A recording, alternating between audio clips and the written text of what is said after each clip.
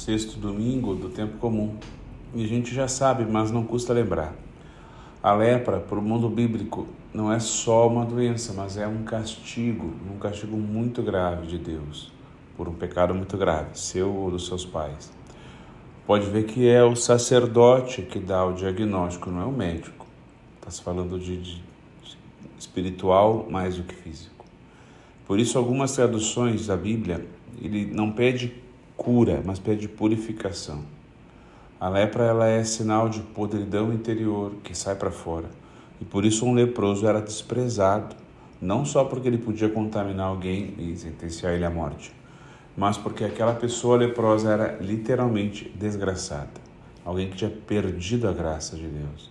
E por isso ela merecia ficar isolada, à parte, excluída do convívio de todo mundo, até dos seus pais, dos seus filhos. O leproso, ele merecia ser desprezado, não merecia compaixão. Um leproso, ele não tinha mais perspectiva de vida, como alguém que perde a esperança em Deus, né? E foi mais ou menos assim até não muitas décadas atrás. É uma das doenças mais duras que continuou isolando e afastando pessoas uma das outras.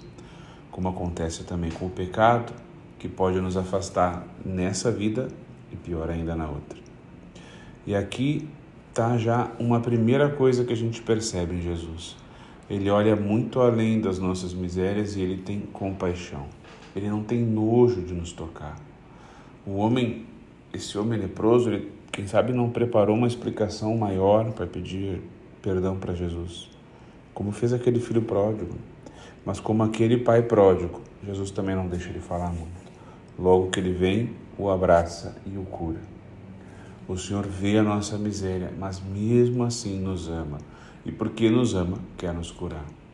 Se o leproso precisava gritar que ele era impuro e todos corriam, e bem, segundo o nosso padroeiro, aconteceria o mesmo com a gente, se a gente pudesse ver uma alma em pecado. Nós morreríamos de terror, diz o Vianney. O Senhor nos chama ao segredo absoluto do confessionário. Não precisamos gritar. Obrigado, Senhor, por ser assim. E nos ensina a olhar também o outro como Tu olha. E o que fez esse leproso ir até Jesus? Com certeza ele ouviu falar dele. Ele ouviu sobre os milagres, sobre as curas físicas e espirituais. E o fato de ouvir falar sobre Jesus já começou a curar esse homem e restaurou nele a esperança, coisa que um leproso perdia em pouco tempo. Por isso a gente precisa falar, partilhar as maravilhas que Deus fez em nós. O nosso testemunho pode começar a cura em muitos por aí, que, por exemplo, nas redes sociais parecem muito felizes, mas que na vida real estão vazios e sequer sabem que estão com lepra, que têm pecado. O leproso, ele não conseguiu ficar calado, não se esconde uma lâmpada acesa. E claro, precisamos ouvir, meditar a palavra de Deus na missa, ouvir formações, meditações, estudar e conhecer a nossa fé. Quando alguém toca um leproso, o lógico que se aconteça é que fique contaminado aquele que era são. A gente sabe que não é simples assim, mas para dar o exemplo. Mas com esse leproso foi o contrário. A saúde de Cristo passou para ele quando ele tocou o Senhor. E é isso que acontece quando nós tocamos o Senhor no seu sacramento, na oração, enfim, na fé. O Senhor nunca fica com a nossa doença, Ele nunca se transforma em nós, mas nós é que vamos sendo curados, recebemos dele a divindade. E é por isso que os primeiros cristãos da patrística, eles chamavam a santidade, a santificação de divinização do homem, porque a gente vai se tornando mais parecido com Deus, vai ficando mais como Deus. E a gente precisa se dar conta de que a lepra é terrível, mas ela mata só o corpo. O pecado, ele é muito pior, porque ele mata a alma. E todos nós temos a lepra do pecado em nós. Pensar que não já é lepra. Seja da preguiça, da inveja, soberba, luxúria, avareza, sei eu, cada um com seus. E o Senhor quer nos curar de todos, nos purificar, nos salvar. Com certeza Ele já curou muita coisa em nós. E quem sabe para alguém, bem, foi mais ou menos como para esse homem, um milagre, assim, do nada, de repente. Mas normalmente o Senhor nos cura aos poucos, com tratamento. Por isso, logo a gente vai começar os famosos exercícios espirituais da Quaresma, quarta-feira que vem. E pode ajudar muito que nos nossos propósitos, a gente escolha alguma lepra, algum pecado, algum vício, alguma imperfeição para pedir que o Senhor nos cure através dos exercícios. Escolhe lá, por exemplo, algo para lutar, né?